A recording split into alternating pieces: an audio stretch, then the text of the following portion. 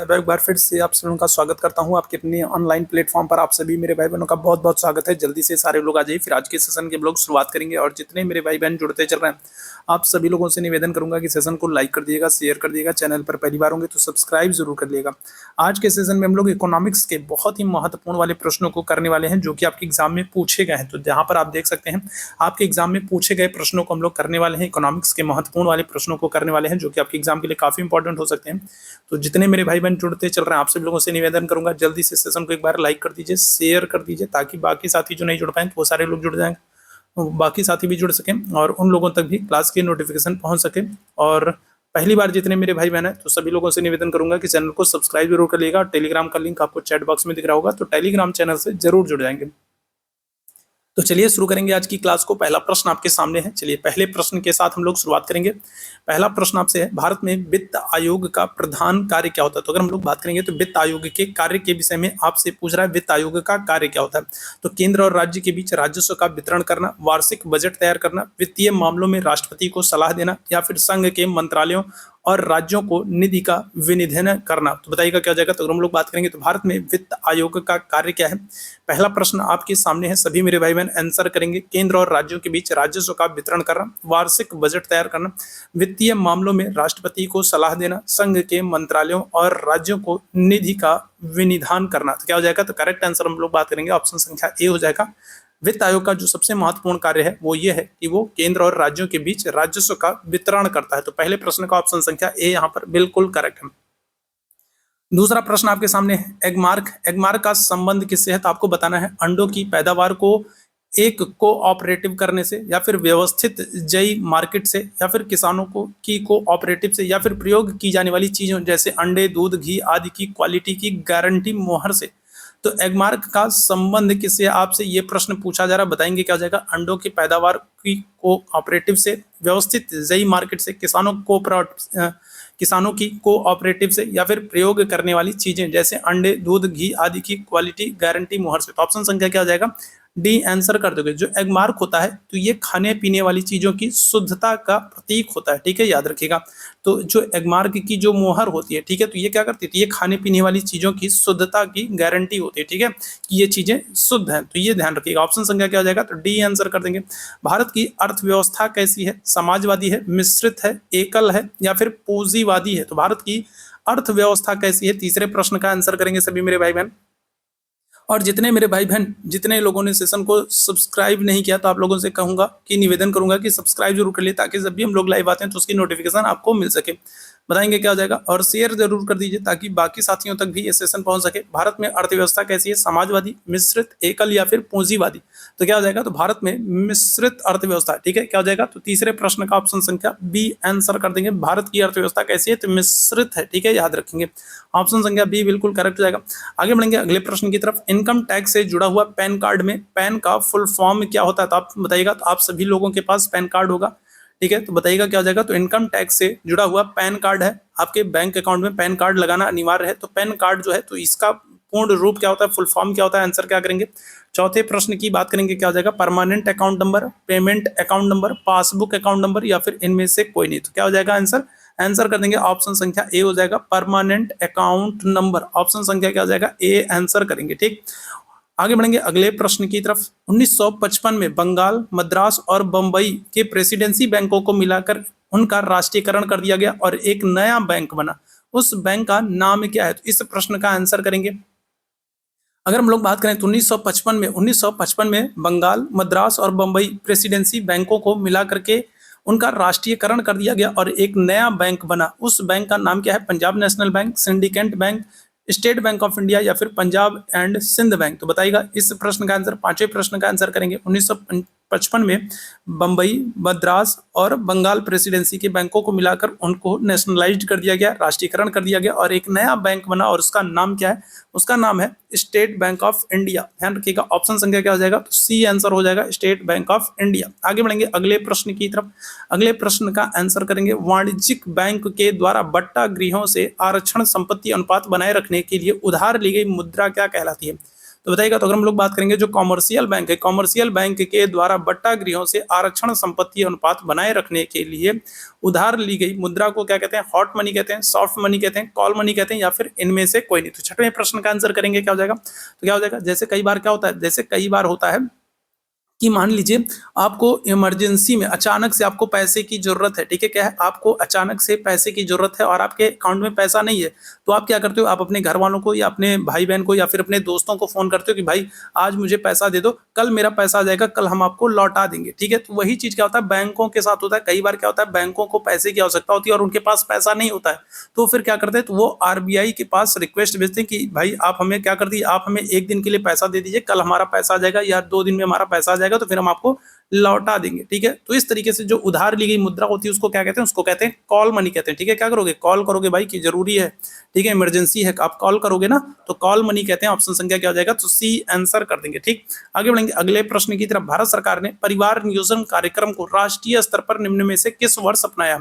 बताइएगा। तो भारत सरकार ने परिवार नियोजन कार्यक्रम को राष्ट्रीय स्तर पर निम्न में से किस वर्ष अपनाया है? 1965, 1962, 1957 या फिर 1952? बहुत ही महत्वपूर्ण ये सेशन है और यहाँ से बहुत सारे प्रश्न ऐसे हैं जो बार बार दोहराए जा रहे हैं, तो इस सेशन को आप लोगों को लाइक और शेयर जरूर करना है, ठीक है। आज मुझे देखना है कितने लोग इस सेशन को शेयर करते हैं और लाइक करते हैं। बताइएगा क्या हो जाएगा, तो परिवार नियोजन कार्यक्रम को राष्ट्रीय स्तर पर किस वर्ष अपनाया गया है? क्या हो जाएगा, ऑप्शन संख्या डी आंसर कर दोगे, 1952 में, ठीक है। भारत ने परिवार नियोजन कार्यक्रम को राष्ट्रीय स्तर पर कब अपनाया है? तो 1952 में, ठीक। ड्रिप सिंचाई किस राज्य में की जाती है? बताइएगा क्या हो जाएगा। अच्छा, बहुत सारे ऐसे मेरे भाई बहन है ना बिहार वाले जो ये सोच रहे हैं कि ये प्रश्न तो यूपी बीएड में आया है, ठीक है, बिहार वाले क्यों देखे? तो मेरे भाई ये इकोनॉमिक्स के क्वेश्चन है, जरूरी नहीं कि अगर ये यूपी बीएड में आया है तो सिर्फ यूपी में ही आएगा, बिहार में नहीं आएगा, ऐसा बिल्कुल नहीं होता। जीके जीएस के क्वेश्चन हैं और जीके जीएस के क्वेश्चन सब जगह सेम होते हैं, ठीक है। तो अगर बीएड, अगर यूपी बीएड में पूछा गया तो बिहार में भी पूछा जा सकता है। ऐसा नहीं है कि यूपी में जो प्रश्न पूछ लिया गया वो बिहार में पूछा ही नहीं जाएगा, ठीक है। क्या होगा, तो वो पूछा ही नहीं जाएगा, ऐसा बिल्कुल नहीं होता है, ठीक है, ध्यान रखिएगा। चलिए इस प्रश्न का आंसर करेंगे सभी मेरे भाई बहन, इस प्रश्न का आंसर करेंगे क्या हो जाएगा, तो ड्रिप सिंचाई की अगर हम लोग बात करेंगे 8वें प्रश्न का आंसर करेंगे कहां पर, तो राजस्थान में, ठीक है, क्योंकि राजस्थान में पानी का संकट बहुत ज्यादा है, तो ऐसे में पानी की बचत करनी है, तो क्या हो जाएगा, तो ड्रिप सिंचाई का इस्तेमाल किया जाता है ताकि पानी की बचत भी हो और पेड़ों की सिंचाई भी हो जाए, ठीक है। चलिए आगे बढ़ेंगे। भारत में हरित क्रांति के पितामह कौन कहलाते हैं? तो नॉर्मन बोरलॉग है, स्वामीनाथन है, आर के नरसिम्हन है या फिर वर्गीस कुरियन है। तो भारत में हरित क्रांति के पितामह बताइएगा, बहुत इंपॉर्टेंट ये प्रश्न क्या हो जाएगा, भारत में हरित क्रांति के पितामह कौन माने जाते हैं? क्या आंसर कर दोगे, तो भारत में आपसे पूछ रहा है तो आप आंसर कर दोगे एम एस स्वामीनाथन को। अगर विश्व में पूछता तो आप आंसर करते हैं नॉर्मन बोरलॉग को, ठीक है। भारत में पूछ रहा है भारत में आप आंसर करोगे किसको, स्वामीनाथन को। और आपको पता है स्वामीनाथन जो है इनको अभी क्या किया गया, भारत रत्न भी दिया गया था, ठीक है, ये भी याद रखिएगा, मोस्ट इंपॉर्टेंट है, ठीक है।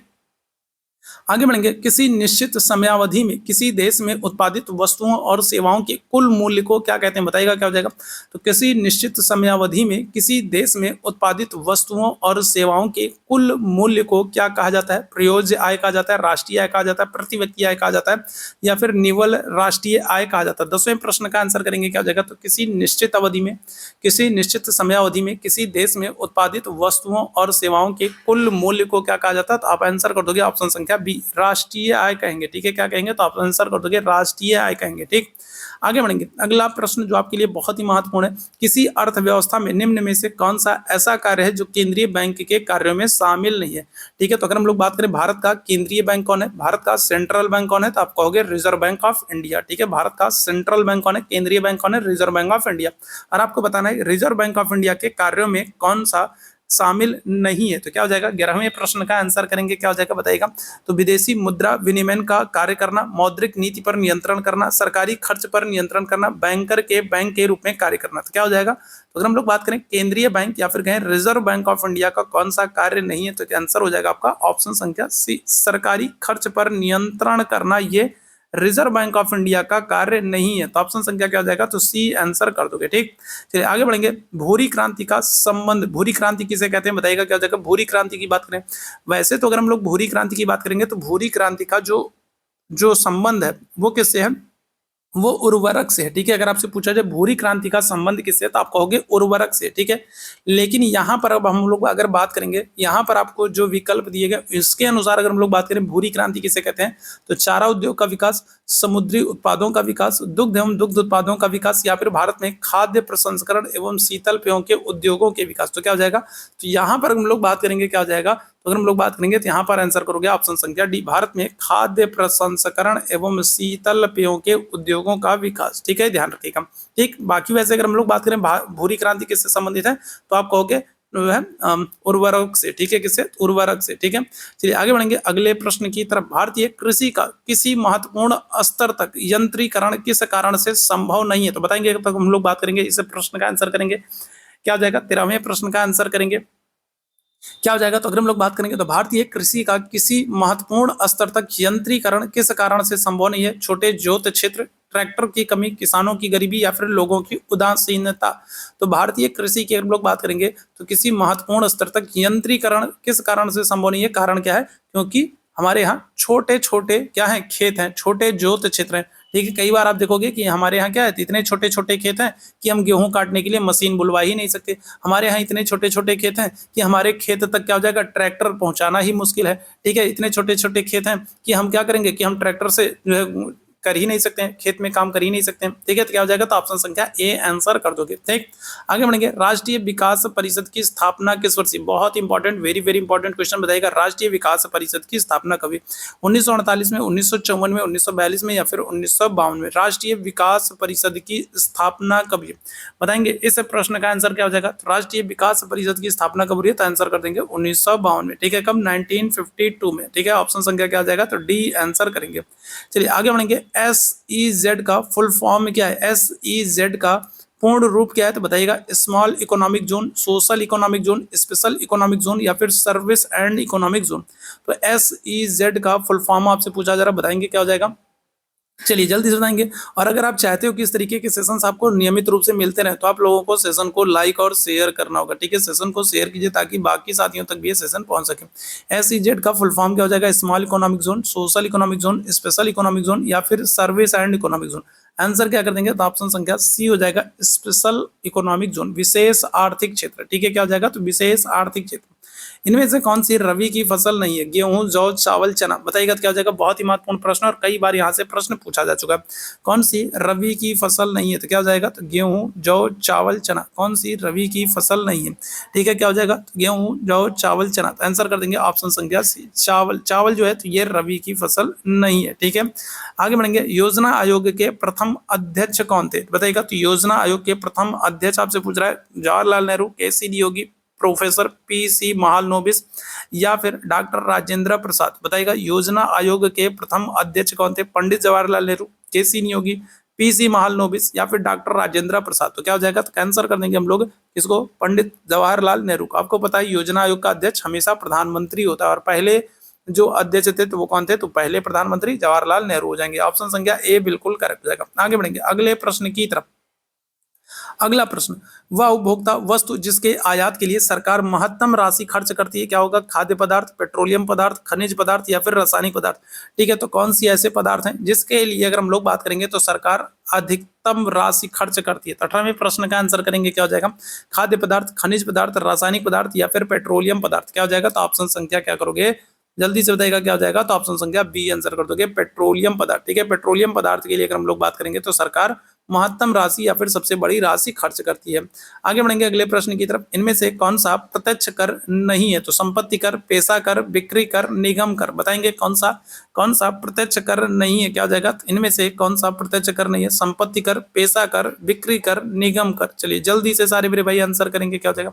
और जितने मेरे भाई बहन बाद में जुड़े आप लोगों से निवेदन करूंगा, बार बार निवेदन कर रहा हूँ, सेशन को आप लोग लाइक और शेयर जरूर कीजिए ताकि बाकी साथियों तक भी ये सेशन पहुंच सके। क्या हो जाएगा, कौन सा प्रत्यक्ष कर नहीं है, तो आंसर क्या कर दोगे, तो आंसर कर दोगे ऑप्शन संख्या सी, बिक्री कर हो जाएगा। ठीक है, कौन सा, 19वें प्रश्न का ऑप्शन संख्या सी हो जाएगा, बिक्री कर। ठीक है, चलिए आगे बढ़ेंगे। 10वीं पंचवर्षीय योजना का उद्देश्य क्या बताएगा, तो 10वीं पंचवर्षीय योजना का उद्देश्य क्या है, मानवीय संसाधनों का विकास, सामाजिक न्याय, कृषि तथा संबद्ध क्षेत्र में रोजगार, या फिर आर्थिक विकास। बताइएगा, तो 10वीं पंचवर्षीय योजना का उद्देश्य आपसे पूछ रहा है, क्या हो जाएगा, तो 10वीं पंचवर्षीय योजना का उद्देश्य क्या है, मानवीय संसाधनों का विकास, सामाजिक न्याय, कृषि तथा संबद्ध क्षेत्र में रोजगार, या फिर आर्थिक विकास। आंसर कर दोगे ऑप्शन संख्या ए हो जाएगा, मानवीय संसाधनों का विकास। ऑप्शन संख्या क्या हो जाएगा, ए आंसर कर दोगे। ठीक है, पंचायती राज किस योजना में प्रस्तावित हुआ है, प्रथम, द्वितीय, तृतीय या फिर चतुर्थ। बताइएगा, तो अगर हम लोग बात करें तो पंचायती राज किस योजना में प्रस्तावित हुआ है? 21वें प्रश्न का आंसर कर देंगे, क्या हो जाएगा? इस प्रश्न का आंसर करेंगे, बताइएगा क्या हो जाएगा? इस प्रश्न का आंसर करेंगे, चलिए जल्दी से बताइएगा क्या हो जाएगा? 21वें प्रश्न का आंसर करेंगे तो पंचायती राज योजना जो है ये किस जो है पंचायती राज किस योजना में? तो आंसर कर देंगे ऑप्शन संख्या बी हो जाएगा, द्वितीय। ठीक है, क्या हो जाएगा? तो अगर हम लोग बात करेंगे द्वितीय पंचवर्षीय योजना में। ठीक है, देखो पंचायती राज व्यवस्था की शुरुआत कब हो रही है? तो पंचायती राज व्यवस्था की अगर हम लोग बात करेंगे तो शुरुआत हो रही है 1959 में। ठीक है, कब से? तो 1959 से पंचायती राज व्यवस्था की शुरुआत हो रही है। और 1959 कौन सी पंचवर्षीय योजना में आएगा? तो दूसरी वाली में आएगा। पहली वाली आपको पता है कब से कब तक? पहली वाली 51 से 56 तक चल रही है, और दूसरी अगर हम लोग बात करेंगे 56 से 61 तक चल रही है। ठीक है, योजना आयोग के पदेन अध्यक्ष कौन थे? बताइएगा। तो योजना आयोग का पदेन अध्यक्ष कौन होता है? राष्ट्रपति होता है, उपराष्ट्रपति होता है, प्रधानमंत्री होता है, लोकसभा अध्यक्ष होता है। योजना आयोग का पदेन अध्यक्ष कौन होता है? बताइएगा क्या हो जाएगा इस प्रश्न का आंसर? योजना आयोग का पदेन अध्यक्ष क्या हो जाएगा? तो आंसर कर दोगे ऑप्शन संख्या सी हो जाएगा, प्रधानमंत्री होता है। ठीक है, कौन हो जाएगा? तो योजना आयोग का पदेन अध्यक्ष कौन होता है? प्रधानमंत्री होता है।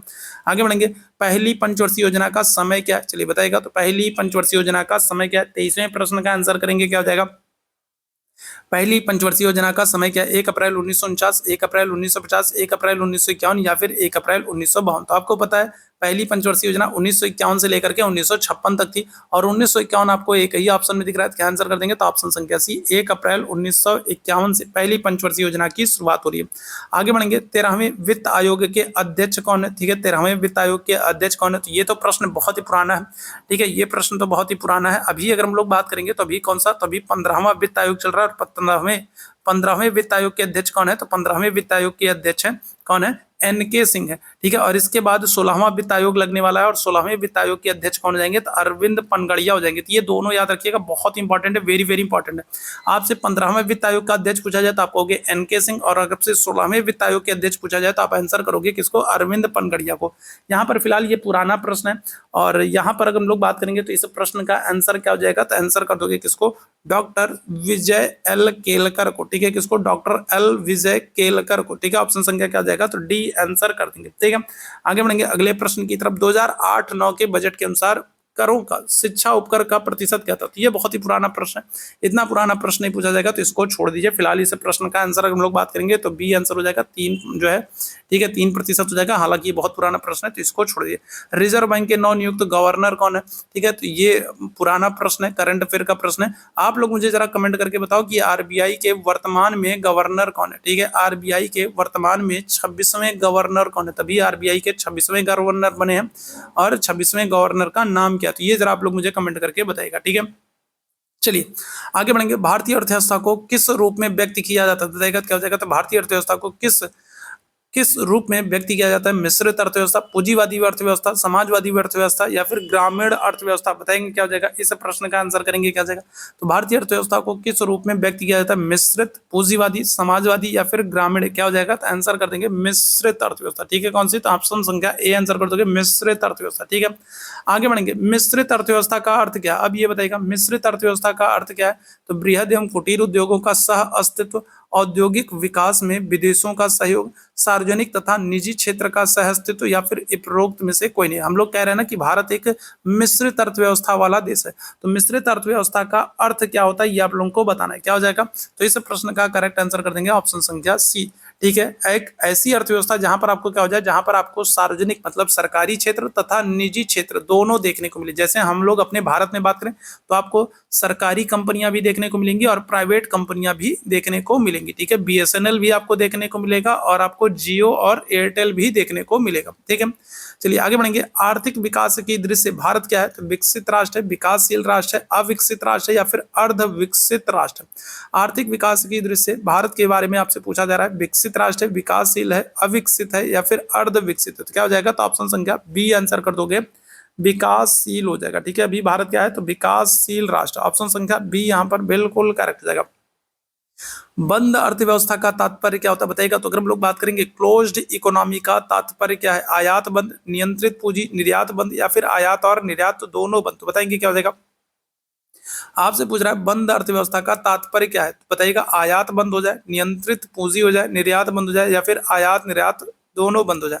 तो क्लोज्ड इकोनॉमी से पूछा जा रहा है। तो क्लोज्ड इकोनॉमी का तात्पर्य क्या है कि एक ऐसी व्यवस्था जिसमें क्या हो जाए, जिसमें एक्सपोर्ट इंपोर्ट सब बंद हो जाए। ठीक है, क्या हो जाए, सब कुछ बंद कर दिया जाए। तो ये होती है बंद अर्थव्यवस्था, क्लोज्ड इकोनॉमी। ठीक है, भारतीय अर्थव्यवस्था के पिछड़ेपन का सबसे बड़ा कारण क्या है? परंपरागत कृषि व्यवस्था, देश की विशाल जनसंख्या, उद्योगों का अल्प विकास या फिर उपरोक्त सभी। तो बताएंगे तो भारतीय अर्थव्यवस्था के पिछड़ेपन का सबसे बड़ा कारण क्या है? तो परंपरागत कृषि व्यवस्था है, देश की विशाल जनसंख्या, उद्योगों का अल्प विकास या फिर उपरोक्त सभी। आंसर कर देंगे ऑप्शन संख्या डी हो जाएगा। जो हमारे यहाँ परंपरागत कृषि व्यवस्था है, आज भी आप देखोगे बहुत सारे ऐसे क्षेत्र है जहां पर क्या हो रहा है, जहां पर बैल के माध्यम से आज भी लोगों के, किसानों के पास ट्रैक्टर नहीं है, बैल से ही खेती कर रहे हैं। ठीक है, और अगर हम लोग बात करेंगे हमारे देश की जो विशाल जनसंख्या, इसकी वजह से भी हमारी अर्थव्यवस्था जो है वो पिछड़ रही है और उद्योगों का यहाँ हमारे यहाँ बहुत ज्यादा विकास नहीं हो पाया है। तो ये हो जाएगा, तो ये सभी कारण है, उपरोक्त सभी हो जाएगा। आगे बढ़ेंगे अगले प्रश्न की तरफ। आर्थिक विकास का तात्पर्य क्या? अब चलिए जल्दी से बताइएगा। आर्थिक विकास की हम लोग बात कर रहे थे, तो आर्थिक विकास का अर्थ क्या होता है? घरेलू उत्पादन में वृद्धि, उत्पादन क्षमता में वृद्धि, आय का समान वितरण और आत्मनिर्भरता या फिर उपरोक्त सभी। 32वें प्रश्न का आंसर कर देंगे, क्या हो जाएगा? 32वें प्रश्न का आंसर कर देंगे सभी मेरे भाई बहन, बताएंगे क्या हो जाएगा इस सब प्रश्न का आंसर। तो आर्थिक विकास का मतलब क्या होता है? आर्थिक विकास का मतलब होता है घरेलू उत्पादन में हम लोग वृद्धि करें, उत्पादन क्षमता में भी हम लोग के क्या हो, वृद्धि हो, साथ ही साथ आय का समान वितरण हो और लोगों में आत्मनिर्भरता की भावना हो। तो ये सभी हो जाएगा। ऑप्शन संख्या क्या कर दोगे? तो ऑप्शन संख्या डी आंसर कर दोगे, उपरोक्त सभी हो जाएगा। आगे बढ़ेंगे, अर्थव्यवस्था के प्राथमिक क्षेत्र में कौन शामिल है? मोस्ट इंपॉर्टेंट क्वेश्चन बताएगा। तो अर्थव्यवस्था के प्राथमिक क्षेत्र में कौन आएगा? कृषि आएगा, वन आएगा, उत्खनन आएगा या फिर ये सभी आएंगे। तो अर्थव्यवस्था के प्राथमिक क्षेत्र में कौन शामिल होता है? कृषि है, वन है, उत्खनन है या फिर ये सभी है। तो क्या आ जाएगा? तो ऑप्शन संख्या डी आंसर कर दोगे, ये सभी प्राथमिक क्षेत्र में आएंगे। ठीक है, क्या हो जाएगा? 33वें प्रश्न का ऑप्शन संख्या डी कर दोगे। अर्थव्यवस्था के प्राथमिक क्षेत्र में कृषि, वन, उत्खनन, मत्स्य पालन ये सब आएंगे। ठीक है, चलिए आगे बढ़ेंगे। सेवा क्षेत्र अर्थव्यवस्था के किस क्षेत्र के अंतर्गत आता है? अगर हम लोग बात करेंगे सेवा क्षेत्र, तो सेवा क्षेत्र किस क्षेत्र के अंतर्गत आएगा? प्राथमिक, द्वितीयक, तृतीयक या फिर चतुर्थक। तो क्या हो जाएगा? सेवा क्षेत्र अर्थव्यवस्था के किस क्षेत्र के अंतर्गत आता है? तो आंसर कर देंगे ऑप्शन संख्या सी हो जाएगा, तृतीय क्षेत्र के अंतर्गत। तृतीय क्षेत्र को सेवा क्षेत्र के नाम से ही जानते हैं। ठीक है, जिसमें क्या होता है? जिसमें जितनी सेवा वाली चीजें, जैसे बैंक हो गया, हॉस्पिटल हो गया, होटल हो गया, रेस्टोरेंट हो गया, स्कूल हो गया, कोचिंग हो गया, ट्रांसपोर्टेशन हो गया, टेलीकॉम हो गया, तो ये सब आपके क्या होते हैं? सेवा क्षेत्र में आते हैं। ठीक है, और भारत की, अच्छा चलिए, हो सकता है आगे क्वेश्चन देखने को मिले। आगे बढ़ेंगे, भारत में राष्ट्रीय आय की गणना का कार्य कौन करता है? बहुत important, very very important question बताएगा, यूपी बिहार दोनों जगहों पर पूछा जा चुका है। भारत में राष्ट्रीय आय की गणना कौन करता है? केंद्रीय सांख्यिकी संगठन, राष्ट्रीय सांख्यिकीय संगठन, योजना आयोग या फिर रिजर्व बैंक ऑफ इंडिया। 35वें प्रश्न का आंसर करेंगे, क्या हो जाएगा? चलिए जल्दी से बताएंगे क्या हो जाएगा। तो अगर हम लोग बात करें, भारत में राष्ट्रीय आय की गणना का कार्य कौन करता है? केंद्रीय सांख्यिकी संगठन करता है, राष्ट्रीय सांख्यिकीय संगठन करता है, योजना आयोग करता है या फिर reserve bank of India. Answer करेंगे ऑप्शन संख्या ए हो जाएगा, केंद्रीय सांख्यिकीय संगठन करता है। ऑप्शन संख्या क्या हो जाएगा? तो ऑप्शन संख्या ए बिल्कुल करेक्ट हो जाएगा। ठीक है, राष्ट्रीय आय की गणना का आधार वर्ष क्या है? 36वां प्रश्न वेरी वेरी इंपॉर्टेंट बताएगा। तो अगर हम लोग बात करेंगे, तो राष्ट्रीय आय की गणना का आधार वर्ष क्या है? क्या हो जाएगा? इस प्रश्न का आंसर करिएगा। तो राष्ट्रीय आय की गणना का आधार वर्ष क्या है? तो 1989 टू 90 है या फिर 1993 टू 94 है, 1990 टू 2000 है या फिर 2000 टू 2003 है। तो बताएंगे क्या हो जाएगा? तो राष्ट्रीय आय की गणना का आधार वर्ष क्या है? ऑप्शन संख्या क्या हो जाएगा? तो सी हो जाएगा, 1999 टू 2000 है। ठीक है, 1999 से लेकर के 2000। तो ऑप्शन संख्या क्या हो जाएगा? तो सी यहाँ पर बिल्कुल एकदम करेक्ट हो जाएगा। ठीक है, आगे बढ़ेंगे। राष्ट्रीय आय है, तो राष्ट्रीय आय अगर हम लोग बात करेंगे, तो नेशनल इनकम क्या होती है? बाजार मूल्य पर निवल राष्ट्रीय उत्पादन लागत पर निवल राष्ट्रीय उत्पाद, बाजार मूल्य पर निवल देशी उत्पाद या फिर उत्पादन लागत पर निवल देशी उत्पाद। तो राष्ट्रीय आय क्या होती है? 37वें प्रश्न का आंसर करेंगे, बताइएगा क्या हो जाएगा? 37वें प्रश्न का आंसर करेंगे, नेशनल इनकम। राष्ट्रीय आय क्या होती है? क्या आंसर करेंगे? तो आंसर हो जाएगा आपका ऑप्शन संख्या ए, बाजार मूल्य पर निवल राष्ट्रीय उत्पाद। ठीक है, क्या हो जाएगा? तो बाजार मूल्य पर निवल राष्ट्रीय उत्पाद। ठीक है, भारत की राष्ट्रीय आय में सर्वाधिक योगदान किसका होता है? इसी प्रश्न की मैं बात कर रहा था, और इसका आंसर इसीलिए मैंने नहीं बताया था क्योंकि मुझे लग रहा था कि ऐसा क्वेश्चन आपको आगे देखने को मिलेगा। तो बताइएगा। तो अगर हम लोग बात करेंगे, तो भारत की जो राष्ट्रीय आय, जो नेशनल इनकम है, उसमें सबसे अधिक योगदान किसका होता है? प्राथमिक क्षेत्र का, द्वितीय क्षेत्र का, तृतीय क्षेत्र का या फिर इनमें से कोई नहीं। तो क्या हो जाएगा? तो भारत की नेशनल इनकम में, राष्ट्रीय आय में सर्वाधिक योगदान किसका होता है? तृतीय क्षेत्र का होता है। ऑप्शन संख्या क्या करेंगे? तो सी आंसर कर देंगे, तृतीय क्षेत्र, जिसे सेवा क्षेत्र के नाम से भी जाना जाता है। ठीक है, चलो, तो आज के सेशन में बस इतने ही प्रश्न थे। उम्मीद है सेशन आप लोगों को पसंद आया होगा। सेशन पसंद आया हो तो सेशन को आप लोग लाइक जरूर कीजिए, शेयर जरूर कीजिए, ताकि आपको नियमित रूप से इस तरीके के सेशंस मिलते रहें। और चैनल को सब्सक्राइब जरूर कर लिए, ताकि जब भी हम लोग लाइव आए तो उसकी नोटिफिकेशन आपको मिल सके। टेलीग्राम चैनल से नहीं जुड़े हैं तो टेलीग्राम चैनल से जुड़ जाइए, आपको इस क्लास की और बहुत सारी इंपॉर्टेंट PDF और अपडेट्स वहीं पर आपको मिलती रहेगी। तो चलिए, अभी के लिए बस इतना ही करेंगे। और अगर व्हाट्सएप पे जुड़ना चाहते हो तो यहाँ पर ये नंबर है, इस पर आप मैसेज कर देंगे तो आपको पर्सनली नोटिफिकेशन भी मिलती रहेगी। ठीक है, पर्सनली नोटिफिकेशन मिलती रहेगी। तो चलिए, अभी के लिए बस इतना ही करेंगे। थैंक यू सो मच आप सभी मेरे भाई बहनों को मेरे साथ जुड़ने के लिए। Thank you so much.